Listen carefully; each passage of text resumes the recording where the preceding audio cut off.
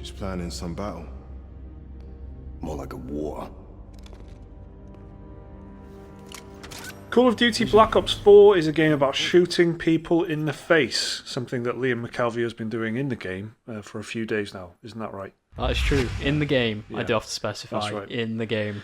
My name's Mike Williams. This is Special Moves. This is an impressions video for Black Ops 4. It's a different Call of Duty to previous years because there's no story, no single player this time around. What is in it? So, you have 3 distinct game modes. You've got the classic multiplayer, you've got zombies again, and you've got the new edition, Blackout, which is Call of Duty Battle Royale. That's right, Battle Royale being the thing that everyone is doing these days. But what have you been playing most of? What have you been spending most of your time in? So I've spent most of my time in just the regular multiplayer, Yeah. and that's probably my favourite bit of the game so far, to be honest with you. That's like the one that's getting the least attention as well, I feel like. Everyone's playing it for everyone's like, oh, Blackout, Blackout, Blackout. But the multiplayer is being a bit overlooked. Yeah. So the game is a massive install, right? So you get like a small amount of data on the disc, and then you have to download like 50 gigabytes or something. It's a 18 gig day one patch, okay, and then the rest comes off the disc. So the first thing that they let you play while it's installing is Blackout, right? Blackout, yeah. So obviously that says a lot about what they are expecting that people want out of this game. Oh yeah. So what's the multiplayer like? What's it like? Because you're quite a big COD player, aren't you? I've played all of them, every single COD game. You do enjoy it, don't you? Yeah, I still enjoy it every now and then. You know, like I'm not like big into it like I used to be. Not putting like days and days into it. What's the first thing that you noticed like different? So this time round, it is very Overwatch inspired, is probably the best way to say it. Yeah. With the different specialists, but they all have an individual like special ability, different equipment. Yeah. If you've played Overwatch, they basically have ultimates, which is like, you know, get a grenade launcher, ballistic shield, like a drone that can see everyone through walls. Big and everything. power play kind of abilities. Yeah, and it's like they're all on cooldown meters, so they build up over time. So like the more kills you get, the faster you get your ultimate and stuff like that. Apart from then you've got your equipment, which is just like you can get a cluster grenade, a flashbang. They're just on a cooldown timer. Yeah.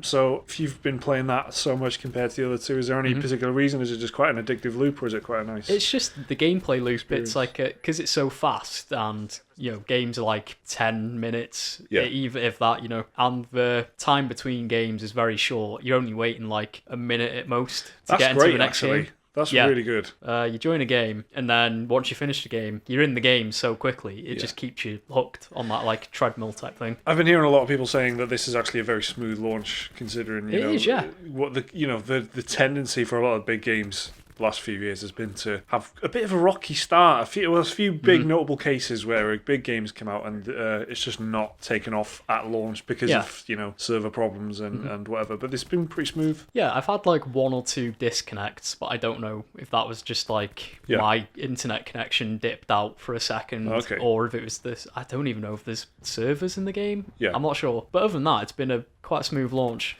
So in terms of that's the multiplayer, competitive multiplayer package. That's in there. It's a classic 6v6 multiplayer. You played much of the Battle Royale mode? So with Blackout being the very first thing they even let you play, the install for zombies and multiplayer is quite long, so I ended up playing Blackout for like a good 2 or 3 hours before the other parts even installed. Yeah. And so, it's been good so far. That has also been very smooth, and I haven't really had any problems with it. It does have that annoying thing from PUBG where you can end up walking about for like half an hour and then just getting taken out with a sniper rifle from out of nowhere, and it's just like, well, there's half an hour gone.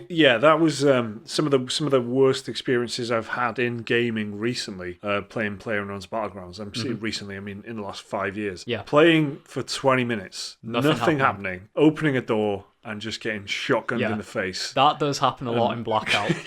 But thankfully, just the overall speed of Blackout is a lot faster than PUBG. Okay. Like, you get into games a lot quicker. You don't spend like a minute or 2 in the staging area, whatever. You'd expect it to have the AAA sheen and polish and smoothness to it. Certainly based on what I've seen in like the beta build and stuff like that that they put. It did look very smooth and like a very AAA slick operation on what PUBG has been trying to do. Yeah. Can you see this pulling players away from PUBG? It obviously borrows a lot from PUBG, even down to like the loop of, you land, you parachute in, picking up your equipment, you're getting attachments. It's very, very similar to PUBG. But Blackout does it in just a bit more of a, like you said, polished way. Yeah. There's less jank involved. I've not had like any issue. Like PUBG was quite bad for server desync. See characters rubber banding around the map. I haven't seen anything like that in Blackout so far. Quite a smooth experience all around. Yeah, it's like it's got that trademark, because Call of Duty, despite what anyone says, it's always been very polished. Yeah, running at 60 FPS was like a series feature kind of thing almost. And Blackout retains all of that. It's frame rate has been very high, animation quality's good. Yeah, server performance has also been pretty good. Would you kind of recommend it over PUBG to someone who's not played any Battle Royale? Maybe they played a bit of Fortnite and they just want something a bit more, a bit different. Like, would you recommend this over PUBG at this point? I would say Blackout is probably on par with Fortnite for being the most accessible Battle Royale game. Right. Because, PUBG's got a bit of that, like, hardcore learning curve to it. Yeah. Because it's got, like, the armor-inspired bullet physics and all that. Yeah. Whereas, if you've played a Call of Duty game, you could easily get into Blackout. PUBG feels like you need to know someone who's already playing it, ideally, to squad up with and to explain some of the finer points to you and stuff. But this, you can just... It's very easy to learn Blackout, yeah. Okay, that's cool. So what about zombies then? You played much of that? It's probably my least played bit so far. Yeah. So the zombie strand, you get... How many maps do you get? You get 3 at launch. You get 2 story ones, which is 9, the Roman gladiatorial arena one. Yeah. Or Voyage of Despair. Which is the Titanic? Which is on the RMS Titanic. Yeah. Yeah. Tasteful. And then there's another one called Blood of the Dead, which is the one set in Alcatraz prison. Okay. And I've only played Voyage of the Damned or is it Damned or Despair? I can't remember. Either will do. Yeah. But I've only played that one so far, and I've played like an hour of it. Okay. But the map has been quite fun, to be fair.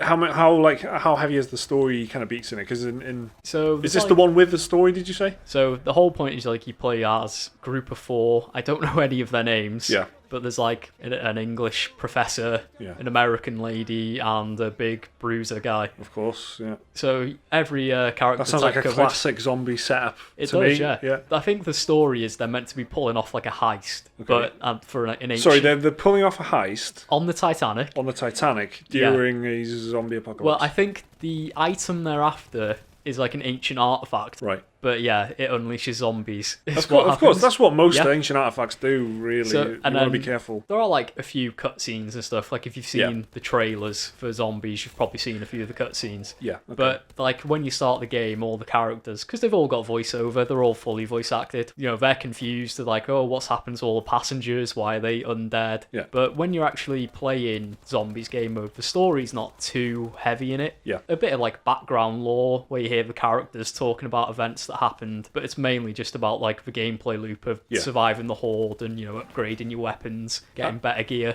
From what I understand, there's quite a lot of customization in terms of gameplay as well. So if you're interested in playing this kind of thing and you want to, maybe set challenges for yourself and stuff like that, there's apparently 100 variable options or variables. There are a lot of different ways you can customize the game to your liking. And there's different... like speed of the zombies and shit like that, how much health you've got and things. Yeah, and there's like even a Treyarch, they've made different playlists for the zombies. So like there's a beginner's playlist, like if you're new to the experience, or there's like classic, which is just for standard game you'd expect. Yeah, so that's the package then. That's the 3 things you get. You get the multiplayer, which you've been spending a lot of time with. You get Blackout Battle Royale, which is pretty smooth and pretty probably the solid. biggest selling point, to be honest. Yeah, definitely. I can see this being the thing that, and that's what some people have told us in the comments and stuff, in other videos and podcasts and stuff, that the Blackout mode is like a big sell for them, and people are taking time off work to play it and shit like that. And then the zombies, which is zombies but a bit more so. Overall, every mode is very, very polished. Yeah, you can tell it's obviously like a high quality multi-million-dollar production. Yeah, it's quite impressive how it's pretty much 3 distinct games, but they all integrate quite nicely. Yeah, and so that's the kind of thing to leave it on, I guess. The package as a whole, it still feels like a good package to you, despite the fact that like value, in terms of value for money, it's still worth it. Yeah. Despite the fact there is no story or single player. If you're into your multiplayer games, this is definitely good value for money because you're getting what is essentially 3 different games in one package. But if you do value your single player campaigns, then there's not much much here for you, I'm afraid. Here's a question as well. I feel like usually with COD, you either are already a COD fan or you're not. I really find it difficult to imagine people coming to the series for the first time every year. However, this time, because of the Battle Royale mode, it might get some new people in. It really might. It might pull some Fortnite people over because firstly, because there are so many people playing Fortnite that if they want something new, they may never, like I'm talking young kids and stuff like that, they may never have played COD before, so they might actually get a newer audience this time around. They've tried to do something different this year. Dropping single player is a big kind of decision to make, and they've gone for it. I've heard some people who've been playing the PC version, who they bought it for to play Blackout. They've dipped into the multiplayer and they've ended up enjoying that more. Right. From what I've read on forums and stuff like that. Yeah. And then realised that they kind of enjoy the COD. Yeah, because they haven't played COD for a while or something. They bought it just to play Blackout, but they ended up getting back into the multiplayer. And then vice versa on console. You get people who've bought it just to play multiplayer, dipped into Blackout, and they found they enjoyed Battle Royale for the first time. Well, I mean, that's probably Activision's dream, isn't it? Like, that's probably delighted to see that kind of thing happening. There is something for pretty much everyone, really. Yeah. Apart from single player fans. Apart from story. Yeah. Well, yeah.